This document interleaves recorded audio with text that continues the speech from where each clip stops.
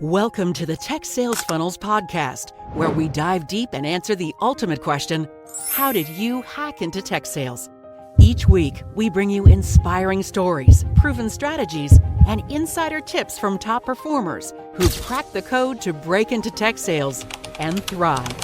Whether you're just starting out, making a career pivot, or ready to level up, this is your go-to space for actionable advice and real-world success stories.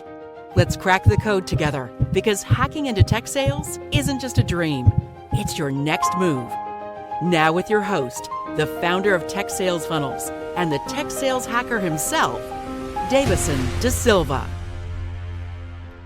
All right, everyone. Welcome to the Tech Sales Funnels podcast. This is Dayvisson da Silva, the tech sales hacker, your host. And today I have a very special guest, Mariel Vargas. In fact, she's also Brazilian, but we're going to be recording the whole podcast in English. Do not run away if you don't speak Portuguese, it's totally cool. We might drop one or two Portuguese words here, but I'm super excited to talk to Mariel. I came across with her on LinkedIn.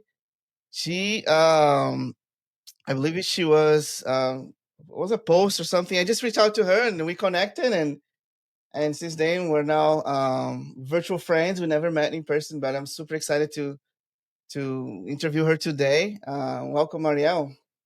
Thank you so much. I'm so happy to be here. It's an honor to be here in this podcast.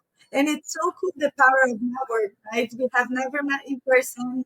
And I did one post in LinkedIn and we created this connection. And we already had so many different interactions, brainstorming, exchange of ideas, and now this podcast. So it really shows like the power of LinkedIn, the power of network. And it's an honor to be here. Yeah, so I even before this podcast, I didn't know you had a YouTube channel. So everyone, Mariel has an amazing story. Please connect to her right away on LinkedIn, and you'll see what I'm trying to say. But let's start at a high level, Mariel. Can you tell a little bit about you, your story, at a very high level? Let's forget a little bit about AI and the whole tech sales industry. Who is Mariel? That's a good point. Yes. It's hard nowadays to forget a little bit about AI, but it's important. So, yeah, I'm very also Brazilian. I came to the US when I was 17, so 12 years ago, and I came just to learn English.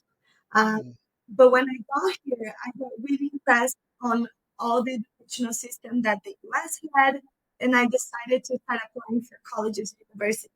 So then I applied, I went to college here, I started doing internships. In total, since I've moved to the US, I've moved cities 7 times between different Wow. schools, masters, my graduate program, my different internships, different full-time jobs. And then now, finally, I live in the city that I chose to live. This is the first time that I chose the city. I was like, that's where I want to live. And I live in San Diego, California. And I feel very lucky to be able to build this life. And I feel like we create our own lives. And after 7 times moving and 12 years in the US, I now move in my dream city. I live in my dream city, so it's pretty exciting. Wow. So yeah, San Diego, nothing. An amazing location. I have been there before. Why did you choose San Diego though? Why was it your dream location? I tell my friends that I'm powered by the sun. I'm so, I have a solar panel, in my house. So I live somewhere where there's a lot of sun. So that's why. So I was in Chicago. I was living in Chicago for 6 years, and I love Chicago. It's an amazing city. I love the people there, but it was just too cold for me. So Mm. being able to be by the ocean, and I keep looking at my window because this is one of the reasons why. It's because I can see the ocean right here Oh in my the window gosh! in my Stop office, it! and it's That's a sunny. And as soon as I close my computer, I go to the beach, and there's wow. just nothing that can beat that for me. The ocean is really like keeps my life balanced, keeps my I feel like it's my well being, being close to the ocean and being able to be by the beach brings me so much happiness. That's amazing. So I grew up by the beach in Brazil. and I miss Where it a did you lot go again? in Recife. Yes, Recife, bro. I love specific. Yeah, so every time I go to the beach in US, like I'm like, oh, I tell my wife all the time, let's move to Florida or whatever. Like, she's from California, but the other side, the not the nice side, the Bay Area. But Yes. that's so good. You like you came to study English, and so I resonate with that a lot because I was also an international student. Same thing, came to study English, and then started my career, going to college and all that. It's not easy. It's not easy. And you probably miss home and friends and family and all that kind of stuff. What was the biggest challenge for you transitioning to from Brazil to build a career here in US? Yeah, that's a great question. For sure, the biggest challenge is to have my family far away from me. The first time that I came to the US, I never thought that I was going to move my entire life here, but really the opportunities and the doors for education, for work opportunities kept on opening up, and I stayed. And really, I'm so thankful for this country for all of the opportunities that it has given me. But having the family far away is for sure the number one hardest things that I have to deal with and to live with. And as I feel like it's a Latino thing, we're like super family oriented, Mm, and I'm very lucky to have a family that's very close to me and we're super close. And yeah, having them far away and missing a couple. I think the hardest things is missing a couple key moments, like that's birthday, family mm. holiday. This is for sure the hardest thing. Yeah, it's like a give and take, right? It's a huge Yeah, opportunity to be working here, and at the same time, there's a trade off. I 100% hear that. yeah, How can you tell us a little bit more about like your? Let's dive a little bit deeper into your career. A lot of people are here listening to this podcast today. They want to hear who is Marielle, what she's doing. AI. She's an AI consultant. Tell us a little bit about your journey, and how did you get here to this amazing opportunity at Microsoft, and then let's talk about what's next and like, all the kind of stuff. yeah. The journey has been crazy intense, and I have learned a lot along the way. And I feel like everything that I've done in my educational career and my professional career has played a role to get me where I am at today. So gonna it's a big timeline, so I'll give like quick highlights, right? And trying to highlight the points that really brought me to where I am today. Yes. But basically, when I first came to the US, I studied in a high school in Tennessee, Chattanooga, Tennessee. When I say Chattanooga, Tennessee, people were like, "Wait, what? That sounds very random." But basically, I chose the country and the family chose me. And right there, I already had connections that helped me be where I am today. So, for instance, in the high school that I was working, I became friends, or I had a good connection with the principal, and he Mm, wrote me a recommendation. And because I was a senior at high school, in this high school, I was able to take the SAT, I believe it's called. I can't yeah. remember anymore exactly. Basic. Yeah. It's the SAT that they take in the last year of high school. So I took it with my class, and I was super nervous because my English was terrible, but my mathematics was super good. So even though I didn't get a really good grade in English, I got like way above average grade in math and science. And so I was able with that test and the principal recommendation to apply for colleges. Oh So wow. we never know how much the people that we talk to and the people that we meet can play a role in our life. We never know who is the next person who's going to open a door for us. Mm, So it's really important to give give your best every time you are doing something and you're showcasing your work. So that is how I was able to apply for universities. Then in my university, I built a lot of connections. I was always very community oriented. So I studied industrial engineering. For mm, immigrants, if there's any immigrants that are listening to this podcast, it's very helpful to study something in the area of STEM, science, technology, education, and mathematics, because that will help people get jobs and get a longer period of working with them. Yes. But I always loved mathematics, so I went to industrial engineering.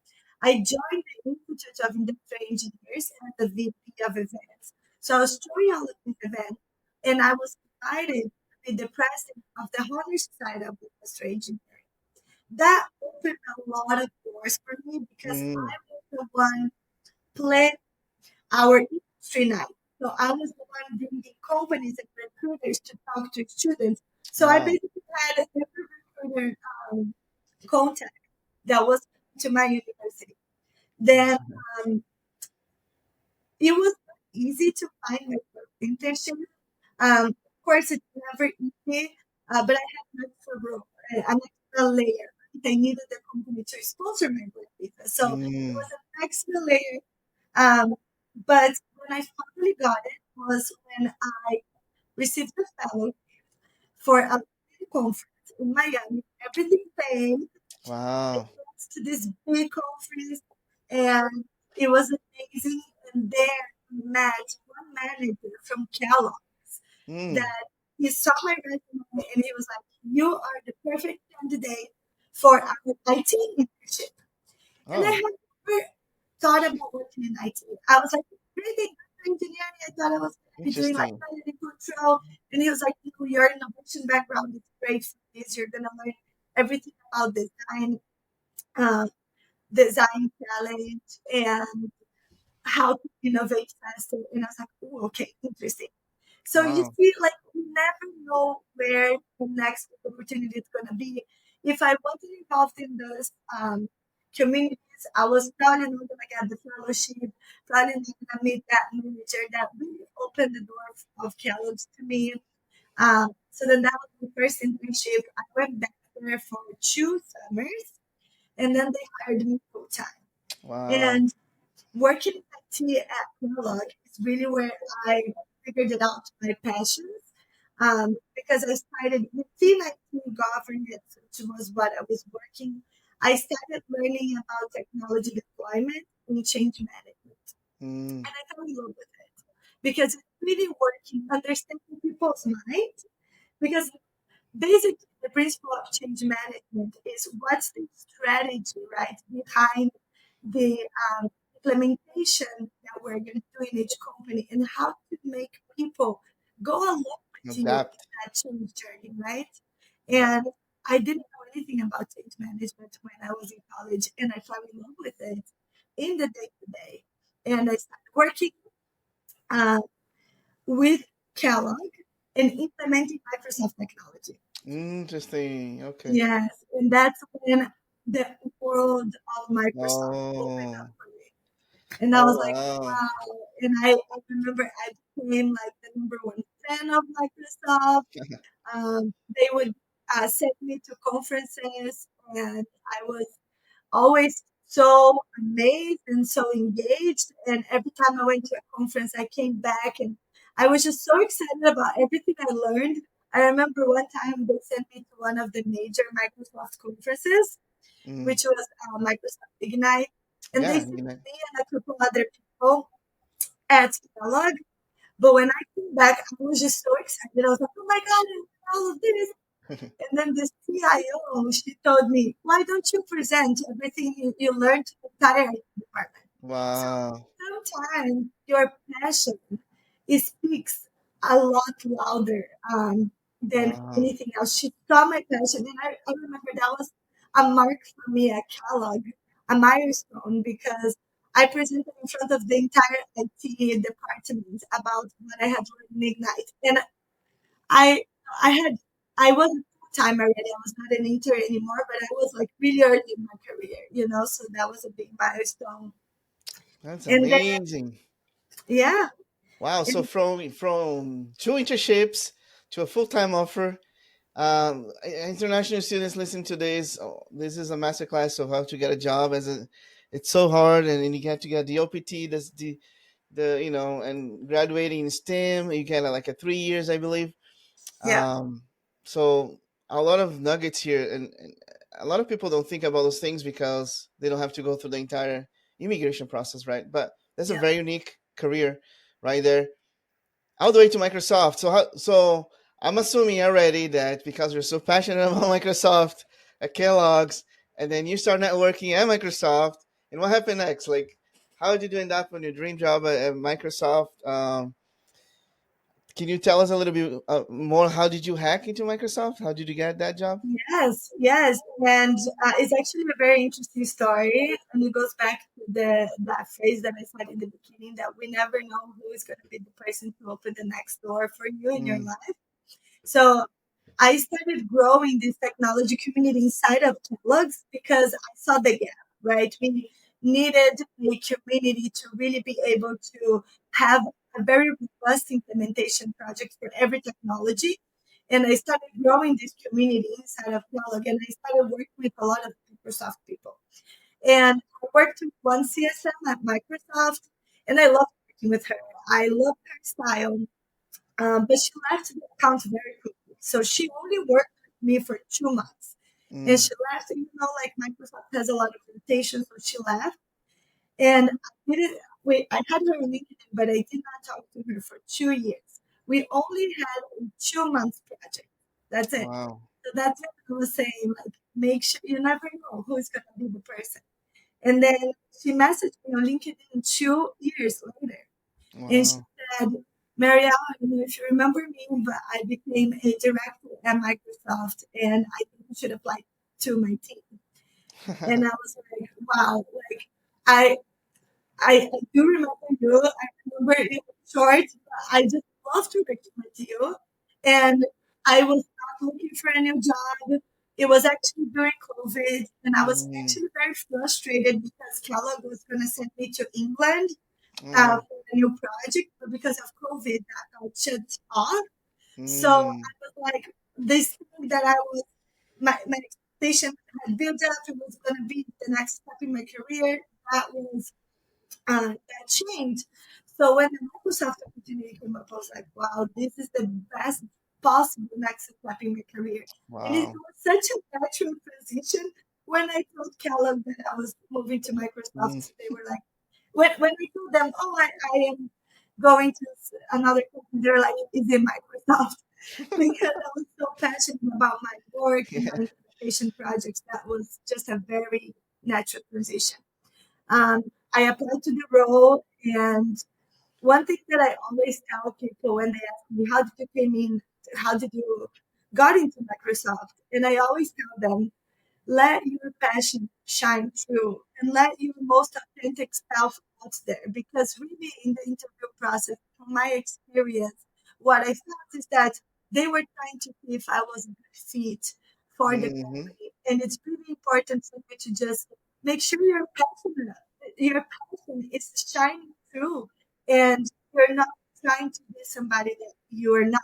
You're just showing who you are, and you're eager to be there, and how you can quickly learn, adapt, and your willingness to grow with the company. And I think that was a big differential point for me. Um, and I got a job. It was one application, one Wow. position, and I got the job. Did you ever? Wow. So that's amazing. By the way, everyone, by invitation, getting an interview. Um, so it was a recommendation. She was highly qualified already, and she just had to, to make a connection, right? Be a good fit, and did an amazing job. Got the offer. Did you dream? Did you ever dream like so? Growing up in Brazil, as an international student, like when you came to US, did you ever dream about working for Microsoft, or was just like it just happened? Yeah, no, that was not. I never thought I was gonna um, get like I it wasn't like, oh, I need to go to this company. I was just so focused on my passions and my work and doing my best. And when it came to be, it really felt like a dream come true. Um, but it was more from my own investments and the focus on doing my best work. It was Mm, never like I I need to get to this company specifically. It was just focusing on my passions, working on them, and the transition came naturally. That's kind of how it happened for me. I love that. But growing up, I never thought that I was going to be working at Microsoft at some point and living in my dream city and having all of these experiences. These were things that I never thought I was going to be doing, and it's amazing to, and I'm very grateful to be able to do this now. That's awesome. I feel the same when I work. I work for IBM and Microsoft, but growing up and then even as an international student, I didn't have like a dream to. I just wanted to perform and do well and get a good job. That was kind of my goal, and stuff just aligned at the right timing. So that's I love your story. I love your story. How about like being a Latina immigrant in corporate America? How's that? Yeah, um, so that I I've been really grateful to have had a lot of support in the companies that I've worked with. So at Kellogg, I've had so much support in Microsoft. There's so much support for women in IT. But many times I've been the only woman in the room, right? Especially in IT implementation projects with my customers. And I'm a lot of time the youngest one in the room as well. So you need to understand, or I started understanding that the first time people see me, oh, this girl is coming into the room. Can she actually help me? So you need to go over that initial first impression and really create that connection. In my case, so when I came in at Microsoft, I was a CSM, right, customer success manager. So I had big Mm, portfolio of consumers. So I had to learn how to show my work and have those. I always tell people, show them the small wins in the beginning to gain their trust. I mm, always felt like the jump to win their trust as a Latina woman and young was a little higher because they wouldn't trust me right away very quickly. So I had to really focus on gaining their trust in the beginning and building that relationship. But the amazing thing when you build a relationship with a customer, when that relationship is there, everything just becomes mm, so much easier. It's like magical. As soon as they start trusting you, you show them. Yeah, in the beginning, they a lot of times not it's not a rule, but they don't answer all of your emails or they reschedule calls, especially when they don't see value in your calls, mm, right? So if you schedule a call with your customer just to talk about something that is not truly valuable for them. So one of the things coming in from Kellogg and going to Microsoft is that I came as a customer to a CSM.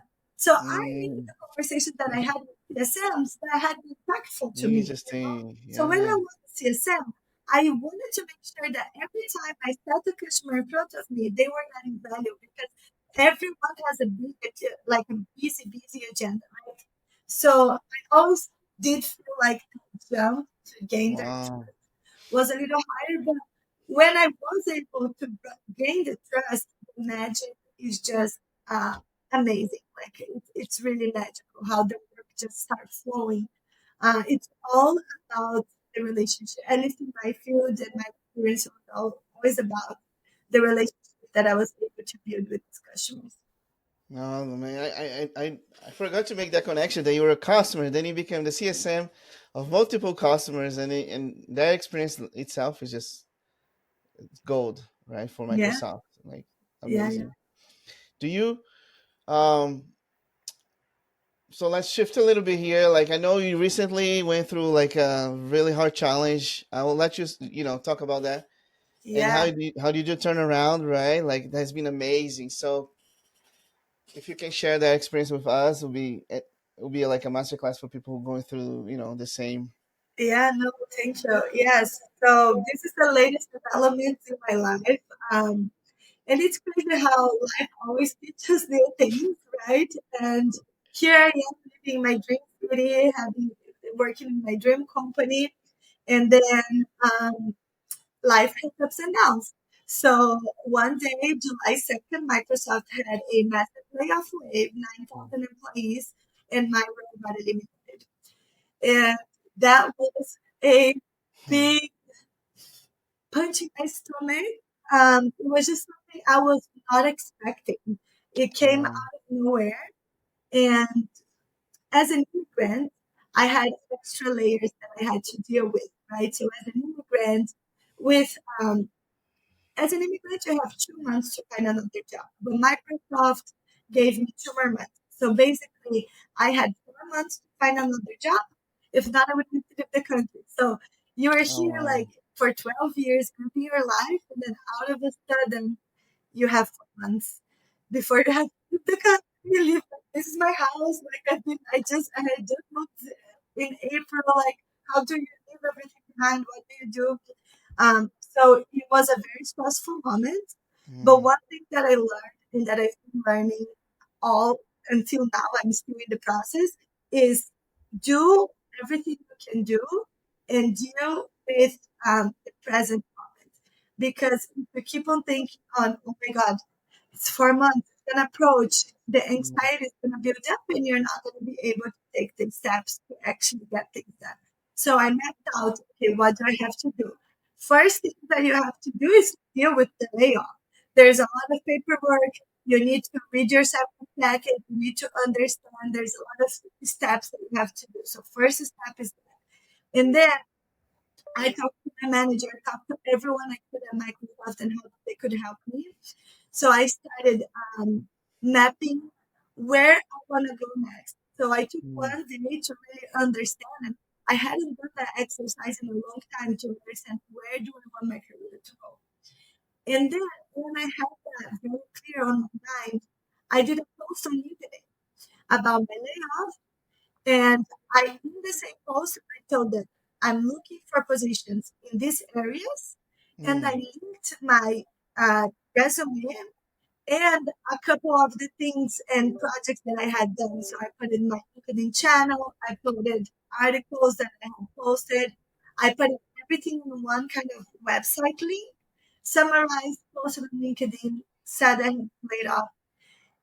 And my post basically, I mean, the average of my post went viral. I had over 500,000 impressions on that post. Wow. I had over 2,000 people clicking on my resume, I think that's and how I found you for the first time. I think that's how I that was saw. how I Yeah. got connected to you. Yeah. I got connected with so many incredible people, Nice. and I was an amazing experience, and it was really seeing the power of network coming like so strongly. And every single message that I received gave me more energy to keep going. And in no time, I was scheduling multiple interviews every week. Um, I was talking to people from companies that I didn't even know before, people that I worked with years ago that I Wow. didn't remember of. They were reaching out. I was connecting with multiple people from my entire career, college, masters, Kellogg, Microsoft. I was connecting and we like catching up. I got free mentorship. You gave me a free mentorship call. I got other folks to offer me a free resume um, help. One of my friends did a free photo shoot, a professional photo shoot, so I Nice. could have new professional pictures. My people were asking me, "Oh, what are you doing with your free time now that you got laid off?" I had no free time. I was like, no free time. I'm doing my mentorship. I'm fixing my resume. I'm building my website. I'm doing like talking to people nonstop. And then Wow. um, in 15 days after being 15 laid days. off, I got my first verbal offer. So it Wow. was not a final offer, but it was my first verbal offer. I went, I did an average of 20 interviews.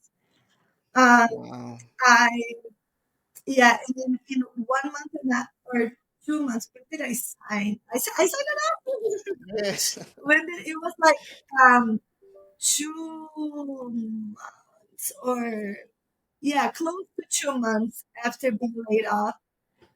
I signed an offer.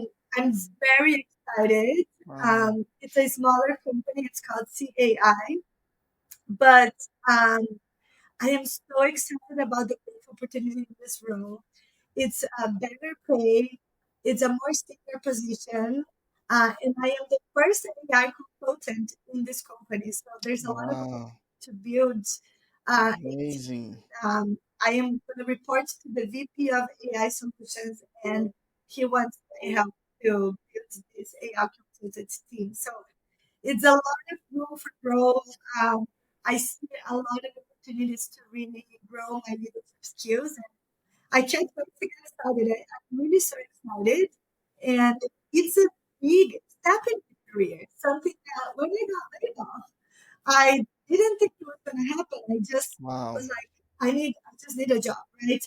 But then when I took a step back, really cleared my mind on where I want to be next in my career, really looked at all my trajectory. It didn't happen. I've never done in my life before. I was like, oh, I want to land something that makes sense because I'm a very passionate person. I cannot be working somewhere that I don't see fit with my passion. I'm just not going to be excited, and I'm just not going to be productive, and I'm going to be frustrated. So I could not land somewhere that I just didn't see fit, and that was very key to me. Um, so finding an opportunity is just so exciting, and it just this whole process has taught me so much and has opened my mind so much to see how many opportunities and how big the market is. It's harder now, but at the Hmm. same time, there are a lot of new careers and a lot of good people out there that are looking for good people. So if you are somebody that's passionate and know what you're good at, there is a space for you out there. It may be hard in the beginning, but there is a space for you out there. Wow. Congratulations. I was just having goosebumps here as you speaking. Amazing turnaround. Very fast. Not unusual, I would say. But something that you said before you start telling that story, that you're like you're trying to live the moment. You're trying to live like one day at a time in doing One the day things at you a can time control, right? and one task at a time. This is a big learning from this layoff because I was like, I need to do this, and this one day at a time, one task at a time, and you're gonna go much further. That's awesome. You are that was the biggest reason I wanted to interview you here, and I'm glad that we got to that point. Is that my biggest hope for this podcast is to give people's hope, and your story is it's an amazing story, going from an immigrant, going from a Latina in corporate America, going from landing a dream job and learning how to turn around what seems to be a bad situation into a much better opportunity. We never know, right? In life, as long as you're trusting that you're doing your best, you just have to move on. Yes. And one thing that was important through this process, I never, I made sure to keep my mind in the right place. I kept going to the beach. I kept Go with doing the my sun. course. I'm training for my first 70.3. I have first half Ironman next month. So I still had my workout. And you really need to make sure that your mind is in the right place, especially if I had one of the weeks I had like 7 interviews in one week. Wow. So you really need to keep your mind in the right place, even through the hard days. I think that was one thing that I learned a lot is learn where is your safe space. For me, is my triathlon workout. When I'm swimming, when I'm running, when I'm biking, it's my therapy. It's what works for me, right? Very personal for each person. But knowing what's for you making sure that you with your routine, that you're getting sleep, that you're taking care of yourself, so you can show up in your best self. If you're going through a similar situation or a hard situation. Thanks so much for sharing your story, Marielle. I hope I don't hope I know it's going to inspire a lot of people. Whoever's listening to this right now, I'm going to be sharing. If they're going through a layoff, I'm going to hey go check Marielle Vargas' interview and masterclass here to close. I know it's hard to close this conversation. Being really good. I told you especially it's going to go by fast. Say again. especially to Brazilians, we love talking. I know we're very chatty here. Um, can you give it like a final piece of advice? Any who's trying to develop their career in IT, especially in this world of AI, and that you're gonna be. I tell people all the time, there's a huge wave of opportunities come with AI, and you just mentioned you're gonna be opening a whole new department. Um, just final advice here for people who are trying to ramp up careers in tech sales or even in consulting, in sales, or trying to get into tech sales. Yes. What has really worked for me, right? I think are two things. Always give your best. You never know who is the person who's gonna open up the doors for you, right? So when Davis connected with me, I had no idea that we were gonna be recording the podcast. Um, Make sure to be genuine. In the era of AI, everything is ChatGPT, but the power of human connection is unmatched. So be your true self. Follow your passions. I know that within work, sometimes we need to be strategic in our careers, but make sure that you are working at a company that you're aligned or a role that you're aligned. If you're not there yet, learn where it is and guide your career through that so you have a goal to look at.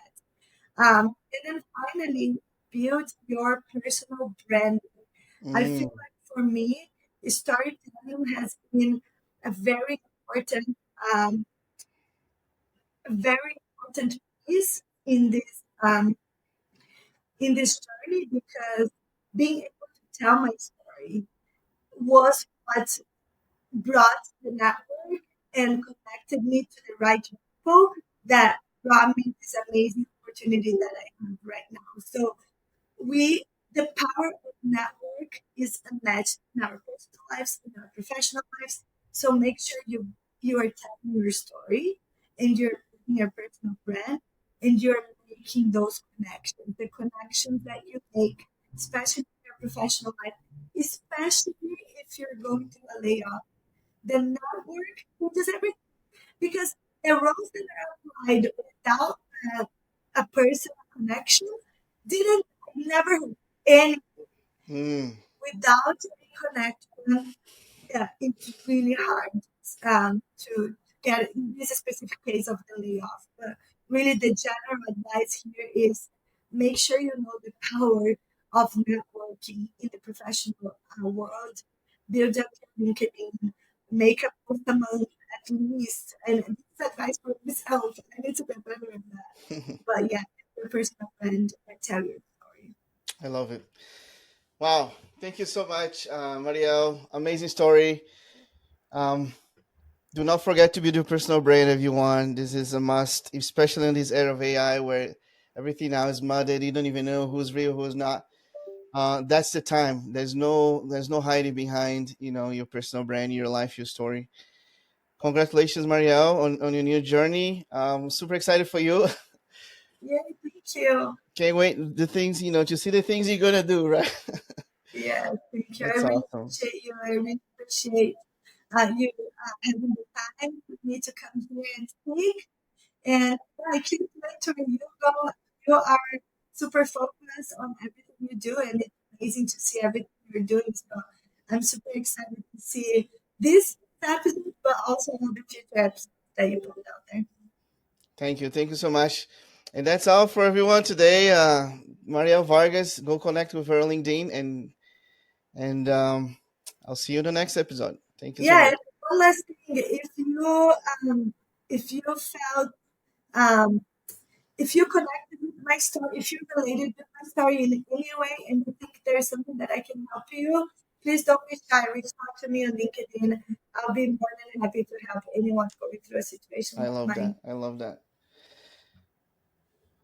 Okay, I think. Okay. Thank. Well, for 1 second we lost connection, but I think we're good. Thanks so much, everyone. That's all for today. Thank you all. Bye bye. Thanks for tuning in to the Tech Sales Funnels podcast, where we crack the code and uncover the strategies to break into tech sales. If you found value in today's episode, don't forget to subscribe, leave a review, and share it with someone who's ready to hack their way into this exciting career. Remember, hacking into tech sales isn't just a goal, it's a mission. Let's keep hacking, learning, and winning together. Catch you next time.